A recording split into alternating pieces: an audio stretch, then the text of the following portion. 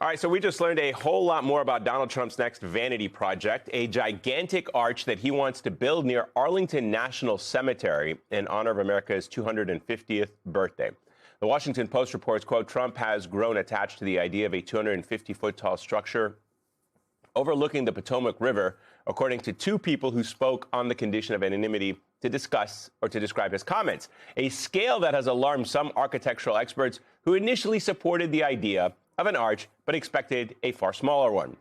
For comparison, the White House is about 60 feet tall. The Lincoln Memorial is about 99 feet tall, meaning the so-called Arc de Trump would dwarf both of them and be nearly as tall as the Capitol.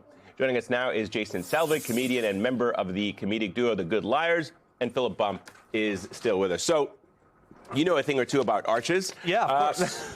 Yeah. You are our in-house arch residence expert. So tell me a little bit about what this says about Donald Trump's vanity and how much he's obsessed with always being just visible in the largest sense possible. I think I'm going to say what everyone is thinking right now, which is Donald Please don't get us fired. Please don't get us fired. I think Donald Trump is overcompensating for something. Donald Trump, he's putting up these giant monuments. He's building this giant ballroom. He's putting his name on buildings. He's got his face on a coin. I mean, Donald Trump must think he has the smallest list of accomplishments of any president in United States history to do things like this. And this is not the normal routine of things. Like, you don't build a monument for yourself. Usually you die and then somebody says, like, you did such a great job for America. We want to honor you. We're going to honor you. John F. Kennedy. Yeah. A memorial to him because he was assassinated, was constructed, and now it's the Trump Kennedy Center. The Trump Kennedy Memorial Center. Yeah, it's like, it's the opposite of what people do. It's very unusual for a U.S. president to do that. It's very not common in dictators. Yeah. Exactly. Yeah. But Donald Trump, I think he is obsessed with appearing great and not necessarily achieving great things. Like, he is used to things being handed to him. He was like a rich kid growing up, kind of entitled. And he's just like, I'm just going to build this for myself. I'm going to put my face on a coin. I'm going to do all these things for myself to appear great because I keep saying the National Parks Pass, lots of other things. Yeah. I will say this whole story reminded me a little bit of a really tone-deaf thing that Donald Trump said either on or around 9/11. Can we play that? Oh, yeah, it's bad. 40 Wall Street actually was the second tallest building in downtown Manhattan, and it was actually, before the World Trade Center, was the tallest.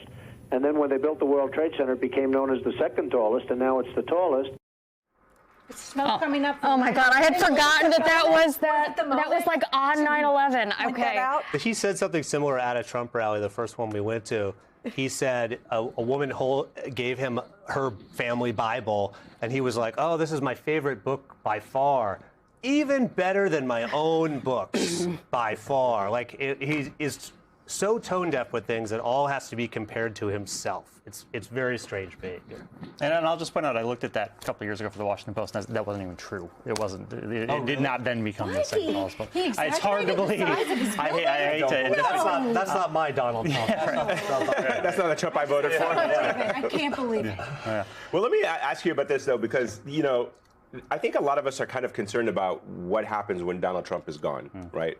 And I have not yet heard a Democratic politician stand up and say, don't worry, he can do all this stuff now. But I promise you, when Democrats come into office, every single thing he has done, we will literally destroy, including the ballroom that he is building. Right. I would like a Democrat to stand up and say, maybe it'll happen in the presidential race, but that's how I feel. And I'm saying, as like an American taxpayer, I don't care that we will spend more tax dollars to destroy that ballroom. But I don't want to see any Donald Trump arches. I do not want to see Donald Trump's name on the Kennedy Center. I do not want to see a ballroom that is co-sponsored by corporations in America built and have the name the Trump Ballroom. Sure. And if there's not a Democrat who's willing to stand up and say this is all going to go away as soon as we're done with Donald Trump, I don't know what the Democrats are doing. It may not be a priority, but I'm not sure there's going to be a Democrat who's ready to say all that in the next couple months, like maybe ahead of these midterms.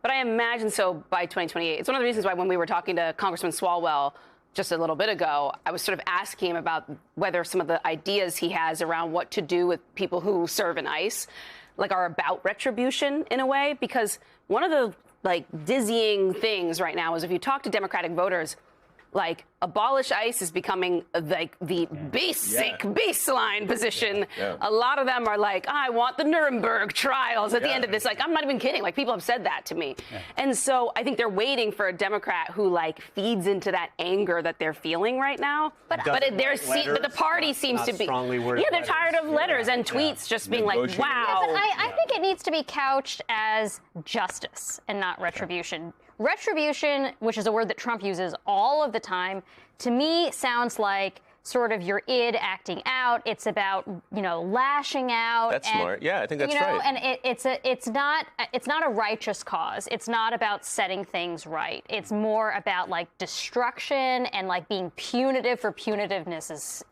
sake. I think the trajectory is on. There's a good chance. There are moments in history when there have been leaders of countries who have been so unpopular that people have torn down their monuments, right? I mean, it is absolutely the case that if the Democrat wins in 2028, the first day, all that gold nonsense is coming off the White House. Like, that's pretty obvious. I do want to say that I think what's striking about all of this, that we just to sort of be the straight guy here, I guess, but that... Did you say straight guy? Yeah, all right. Well, I mean, relatively. He's a comedian. Got it. I just wanted to make sure. Assumptions. Well, this is one sideways. Anyway, the point is that presidents usually... It's going great. The presidents usually are about delivering for the people, right? That's their job, and that's what they see as their legacy. Donald Trump has never been about that. He does not see his role as delivering for the American people. He speaks to it, and it's obviously he does nothing in favor of it. So this is what he does instead. It's very true to who he has always been, but I think that it is a reminder if he's a different kind of president. But to your point, I agree that like a Democrat needs to run on a platform of justice. And again, it's not the most pressing issue. It's like we are going to fix this country and get this country back on track. But the symbolism and the removing all the gold from the Oval Office, removing all the stupid stuff that he has done with the Hall of Presidents or whatever, that wall of presidents with the auto pen that he's done, rebuilding the Rose Garden, tearing down the ballroom, sanitizing the White House. Sanitizing the White House. Lots of bleach. Yeah. A lot of bleach. Yeah. Inject bleach in the White House. There you go. Lots of White House sponsored by Clorox. Yeah.